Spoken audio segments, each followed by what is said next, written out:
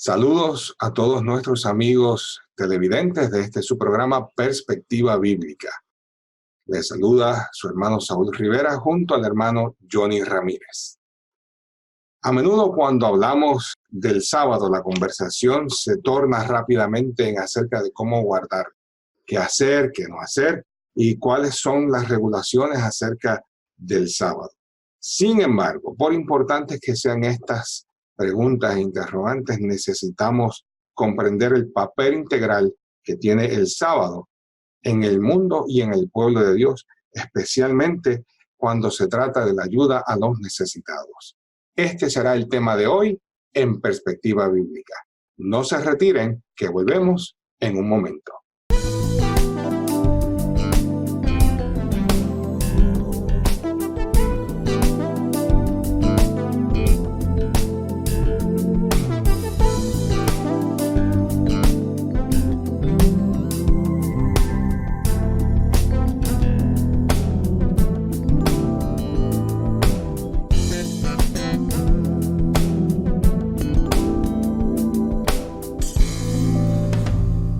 Saludos nuevamente, amigos televidentes de Perspectiva Bíblica. Les saluda su hermano Saúl Rivera y mi hermano Johnny Ramírez. Un placer estar con ustedes.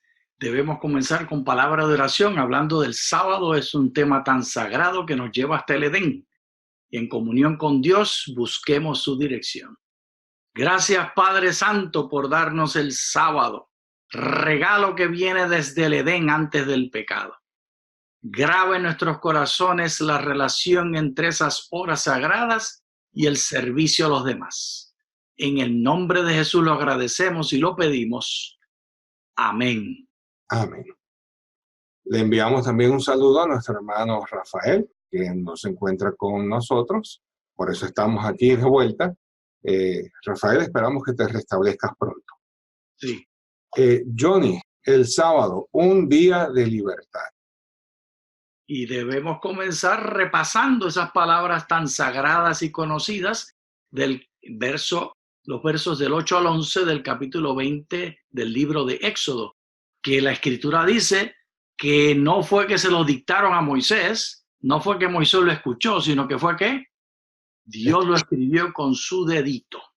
Leemos. Acuérdate del sábado para santificarlo. 6 días trabajarás y harás toda tu obra. Pero el séptimo día es de reposo para Jehová tu Dios. No hagas en él obra alguna, tú, ni tu hijo, ni tu hija, ni tu siervo, ni tu criada, ni tu bestia, ni el extranjero que está dentro de tus puertas. Porque en 6 días hizo Jehová los cielos y la tierra, el mar y todas las cosas que hay en ellos. Y reposó en el séptimo día. Por tanto, Jehová bendijo el sábado y lo santificó.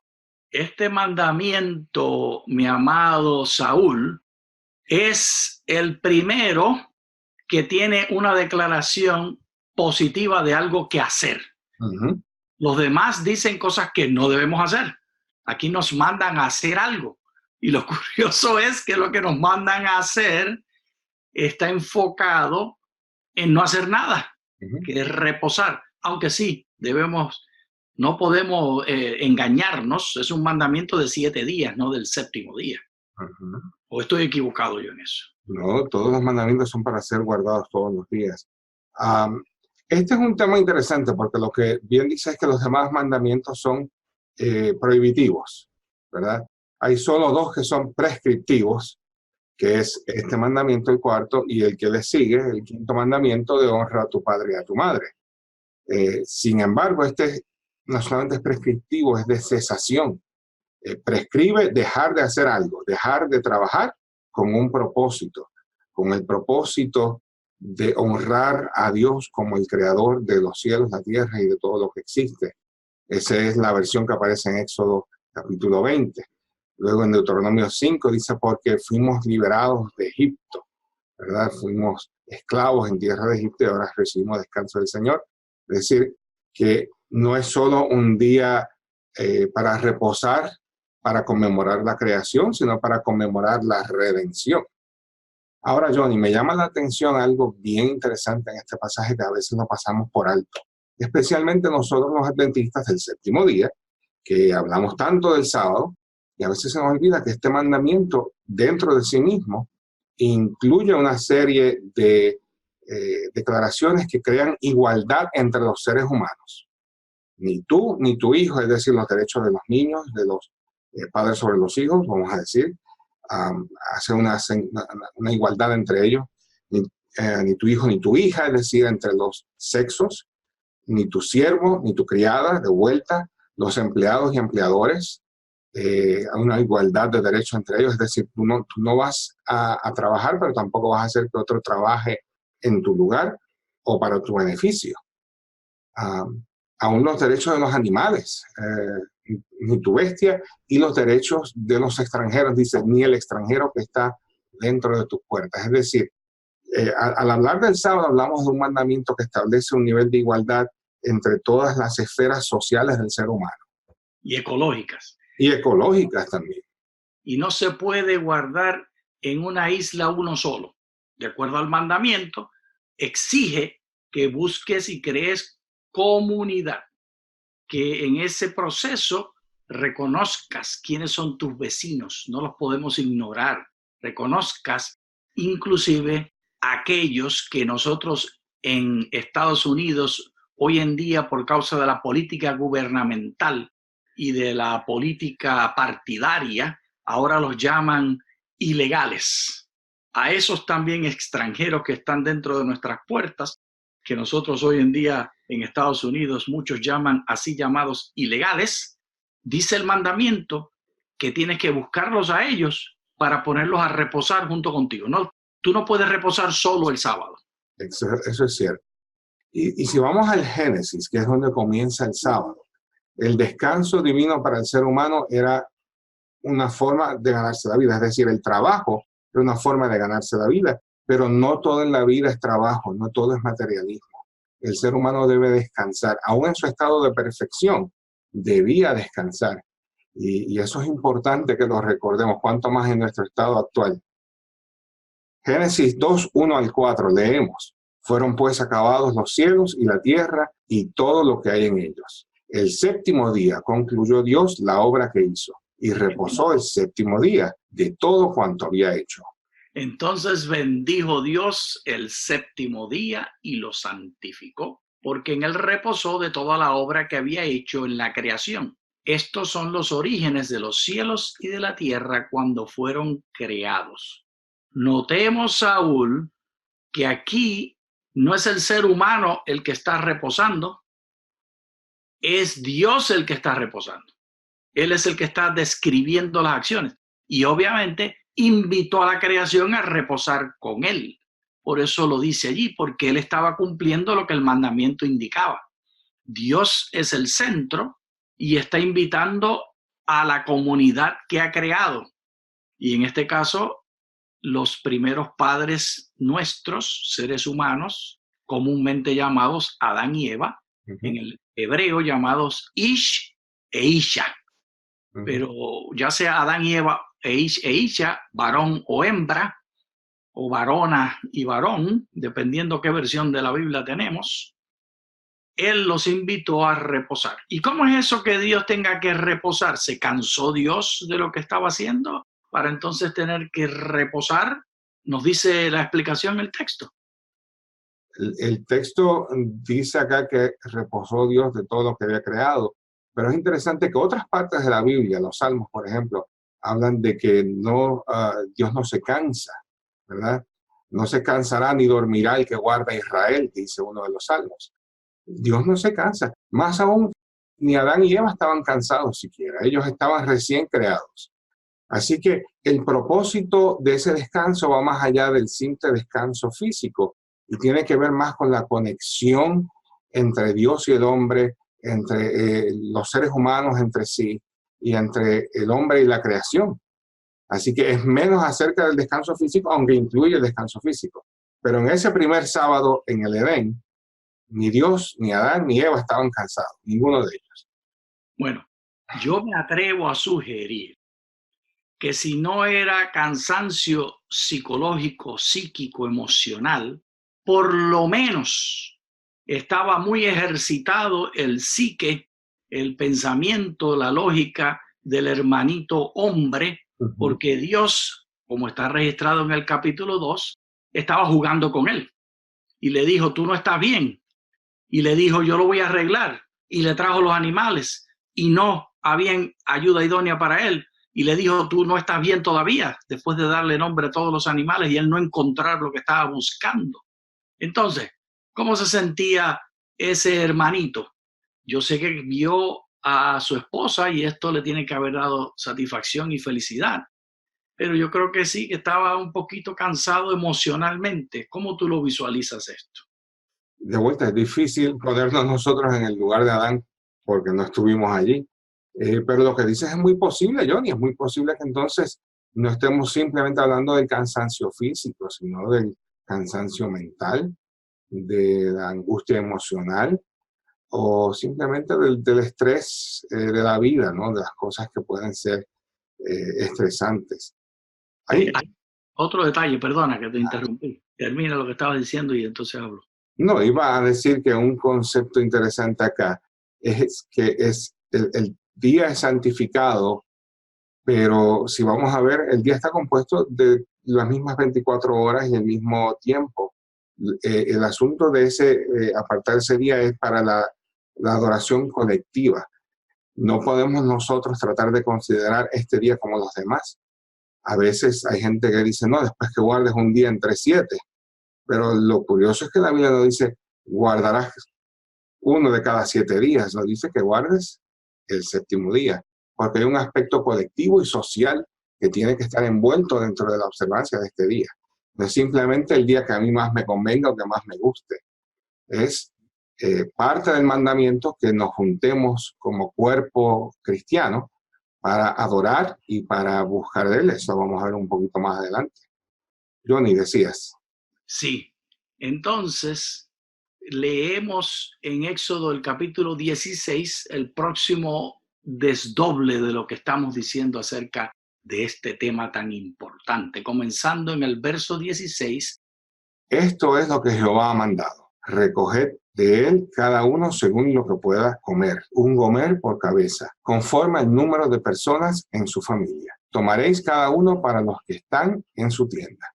Los hijos de Israel lo hicieron así y recogieron uno o más, otros menos, lo medían por gomer y no sobró al que había recogido mucho, ni faltó al que había recogido poco. Cada uno recogió conforme a lo que había de comer. Luego les dijo Moisés, ninguno deje nada de ello para mañana.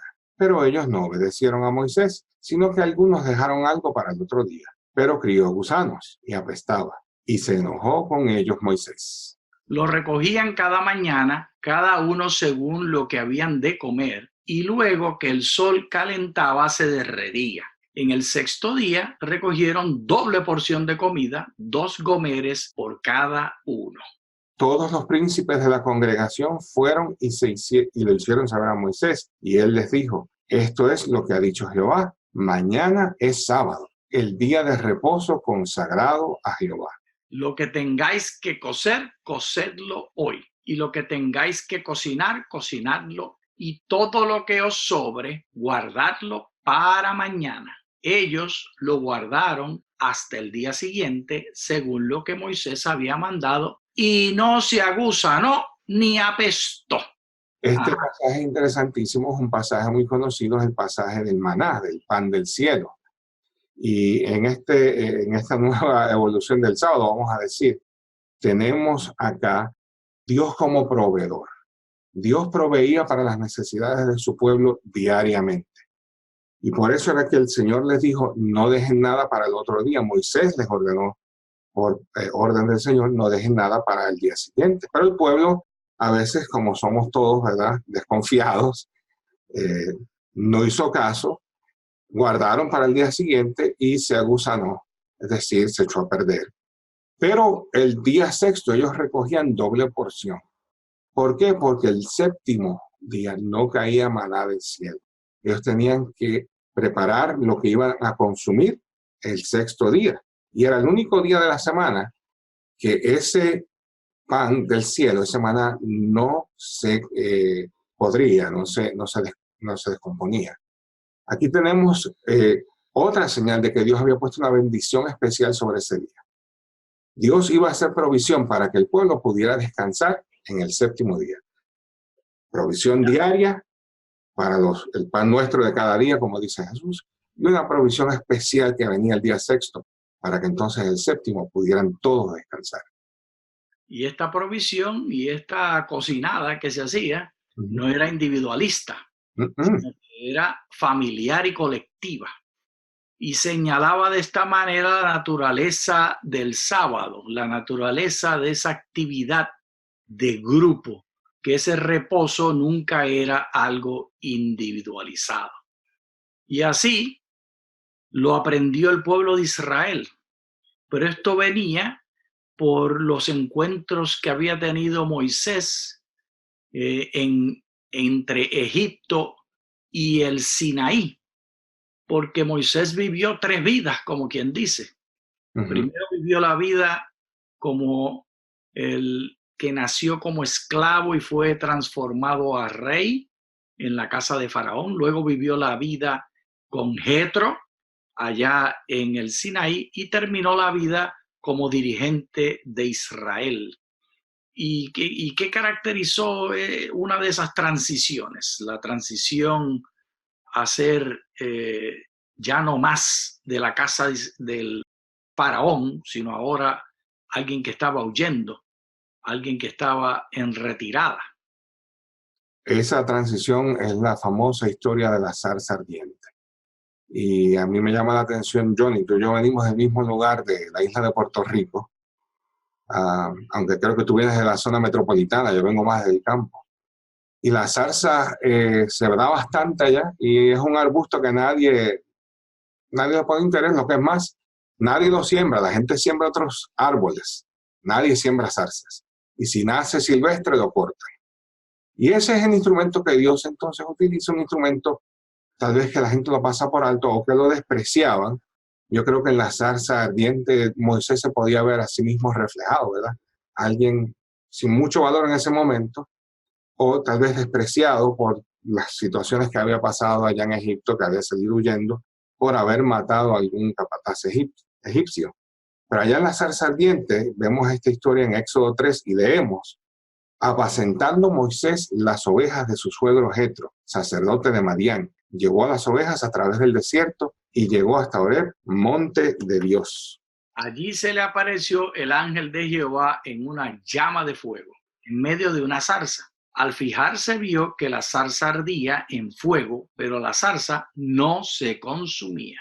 Entonces Moisés se dijo: iré ahora para contemplar esta gran visión, porque causa la zarza no se quema.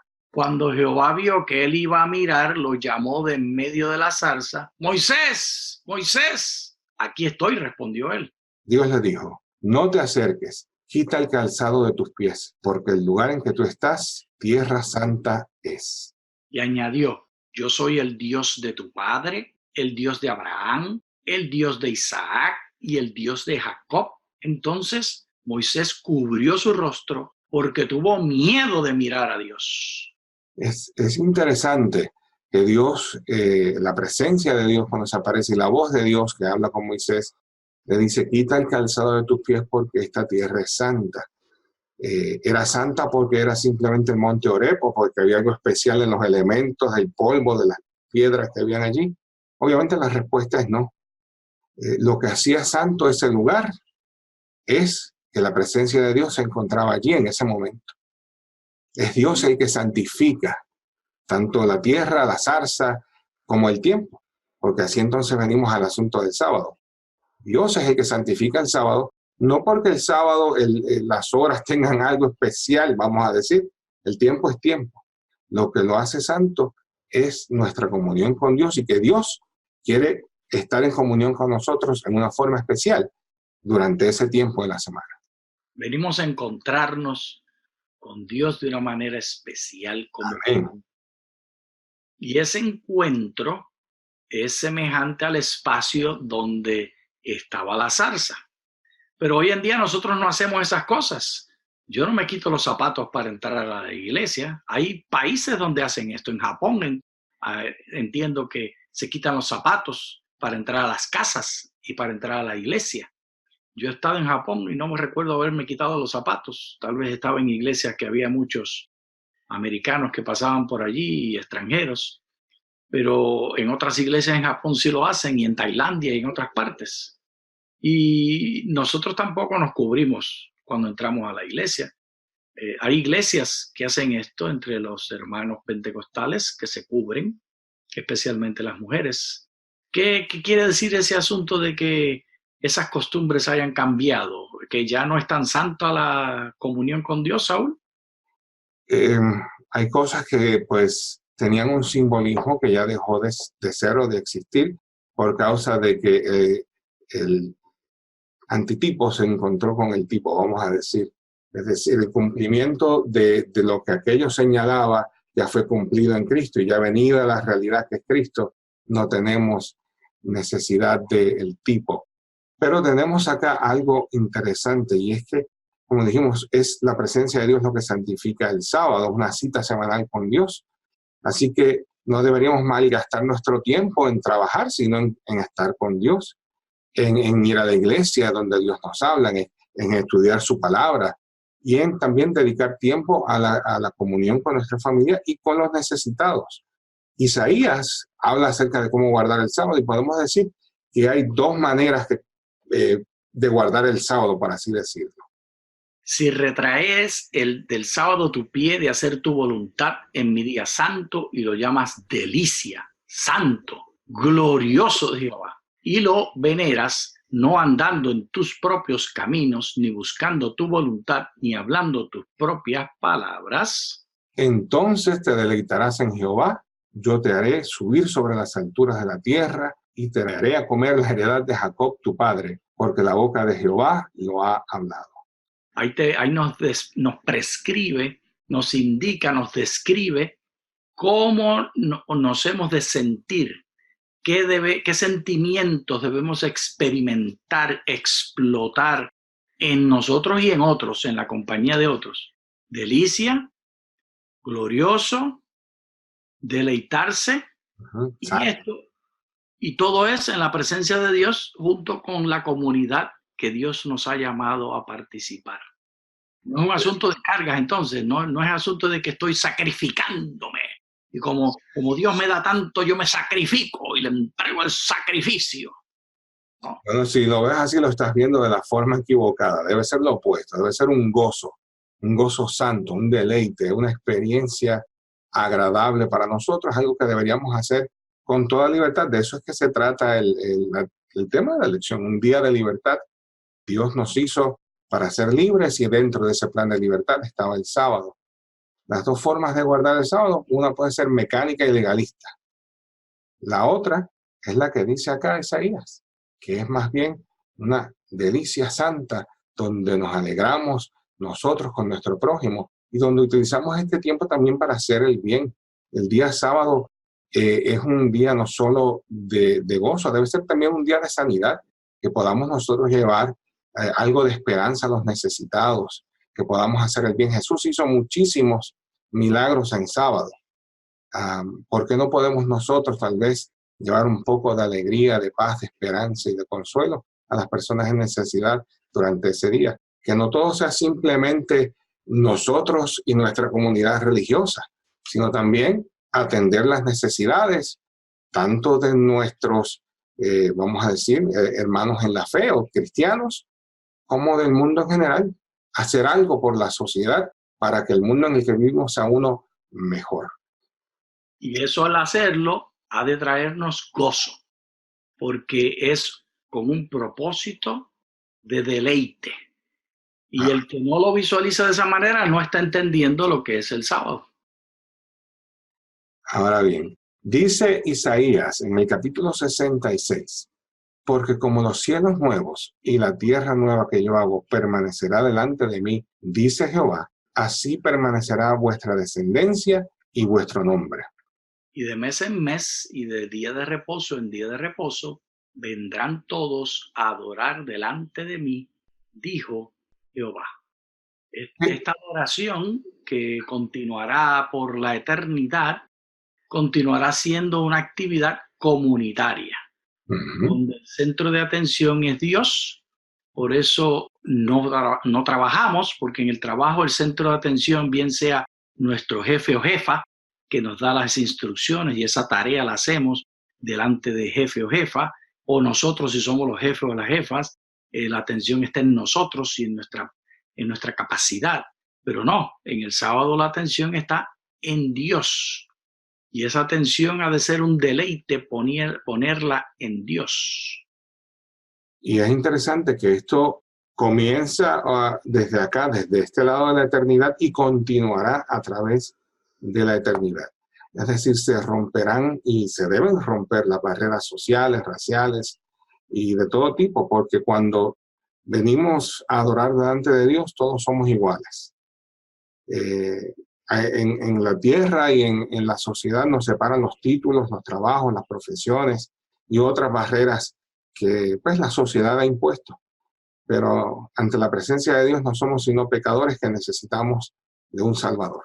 Y ahí estamos todos igualitos. Y el testimonio de Jesús, encontramos que una y otra vez Él decidió sanar a la gente en sábado. Y esto trajo mucha crítica. Y tenían razón en criticarle, porque la visualización de ellos acerca del sábado era que el sábado estaba hecho como un sacrificio a Dios, como una demostración de que ponían a Dios en primer lugar. Y Jesús sana, por ejemplo, a un hombre que ha estado décadas esperando sanidad frente al pozo.